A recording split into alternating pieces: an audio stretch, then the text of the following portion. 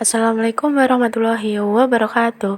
Halo, apa kabar semuanya? Perkenalkan, aku Anggita Gelo Acung Wahyuning Tias dengan NIM V8223003, mahasiswa sarjana terapan keperawatan anestesiologi Universitas 11 Maret. Dalam video ini, saya akan menjelaskan tentang memahami cara kerja teori gate control dalam mengendalikan nyeri. Sebelumnya, saya ingin teman-teman semua mengingat kapan terakhir kalian menonton pertandingan sepak bola hingga melihat pemainnya cedera sehingga perlu diberikan tindakan seperti mengkompres dengan air es atau mengusap-ngusap pada bagian yang sakit. Atau teman-teman juga pernah mengalami benturan hingga menimbulkan memar di beberapa bagian anggota tubuh. Kenapa tindakan mengkompres es dan mengusap-ngusap perlu dilakukan? Apakah tindakan tersebut benar? Eits, tindakan tersebut benar ya.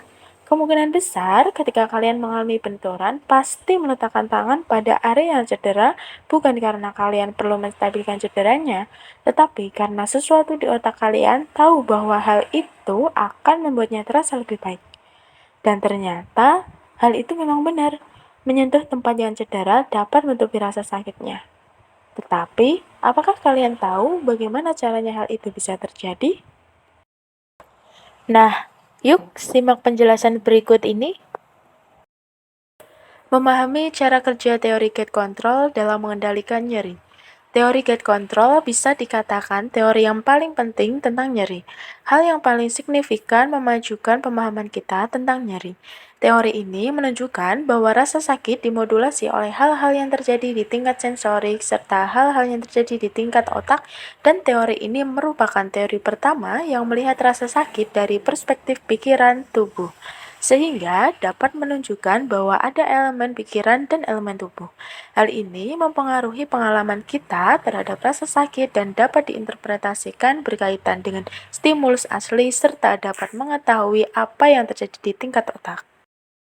Teori gate control dikemukakan oleh Ronald Melzack dan Patrick Wall pada tahun 1965.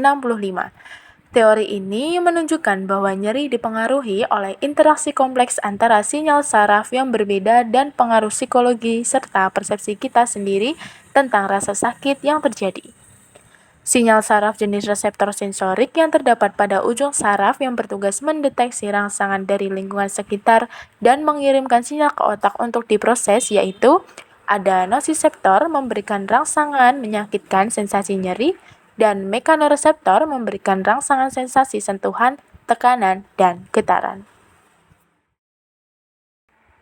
Teori gate control menyatakan bahwa transmisi sinyal rasa sakit dapat dimodulasi pada tingkat sumsum tulang belakang oleh input yang tidak menyakitkan serta sinyal yang turun dari otak. Input yang tidak menyakitkan biasanya menutup gerbang untuk input yang menyakitkan atau mengurangi rasa sakit.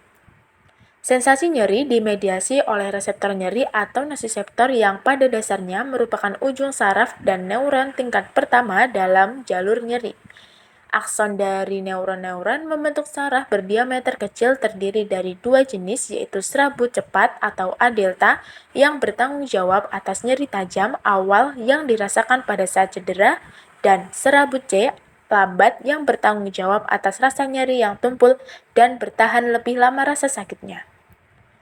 Neuron orde pertama berjalan melalui saraf tulang belakang ke sumsum tulang belakang, bersinaps dengan neuron orde kedua lalu dengan neuron orde ketiga bersama membawa sinyal rasa sakit ke otak.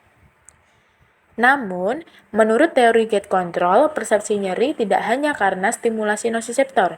Terdapat gerbang saraf yang terletak di tanduk dorsal sumsum tulang belakang yang mengontrol jalannya sinyal rasa sakit ke otak. Gerbang saraf ini pada dasarnya terdiri dari interneuron yang menghambat neuron tingkat kedua sehingga menghentikan atau mengurangi transmisi sinyal.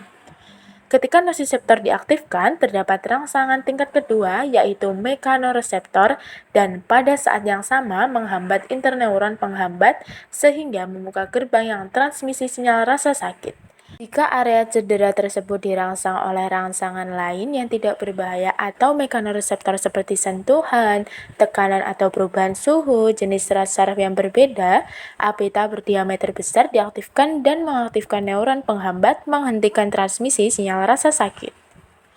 Mekanisme ini mendasari efek penghilang rasa sakit dari menggosok kulit atau mengkompres panas atau dingin. Hal itu juga merupakan dasar dari prosedur pengobatan nyeri seperti stimulasi saraf transkutan yang memberikan arus listrik kecil untuk mengaktifkan reseptor non-nosiseptif di kulit. Otak juga dapat mengirimkan sinyal ke sumsum tulang belakang untuk memodulasi gerbang rasa sakit. Jadi, kesimpulannya adalah dari contoh sebelumnya, yaitu ketika pemain sepak bola cedera, hal yang terjadi adalah sensor yang disebut nosiseptor mengaktifkan pesan lambat tipis atau neuron yang membawa impuls cedera yang bertahan lama ke otak dianggap sebagai rasa sakit. Rasa sakit yang menyengat ini dampaknya segera menimbulkan rasa yang sakit, dan langkah yang dilakukan untuk menguranginya yaitu memijat area yang terkena dengan kuat. Hal tersebut mengaktifkan serangkaian indera lain di bawah kulit yang bertanggung jawab untuk merasakan sentuhan yang disebut mekanoreseptor yang mengirimkan impuls melalui neuron yang lebih tebal dan cepat. Impuls ini tidak berjalan langsung ke otak tetapi bertemu di sumsum tulang belakang yang bertindak seperti sebuah gerbang dan menghalangi impuls yang lebih lambat untuk bergerak ke otak sehingga menggosok otot yang nyeri dengan kuat akan mengaktifkan mekanoreseptor yang mengirimkan impuls yang lebih cepat ke sumsum tulang belakang, menutup gerbang, dan memblokir impuls nyeri yang lebih lambat dari nosiseptor, yang akan memberikan bantuan sesaat kepada pemain sepak bola meskipun ototnya sedang sakit. Nah, dari penjelasan dan contoh yang sudah dijelaskan, itulah yang disebut prinsip dari teori gate control atau teori gerbang rasa sakit. Dari itu juga bisa diketahui mengapa jika kita mengalami benturan, kita akan langsung refleks untuk mengusap-ngusap hingga terasa berkurang rasa sakitnya. Cukup sekian penjelasan dari saya. Kurang lebihnya saya mohon maaf. Terima kasih. Wassalamualaikum warahmatullahi wabarakatuh.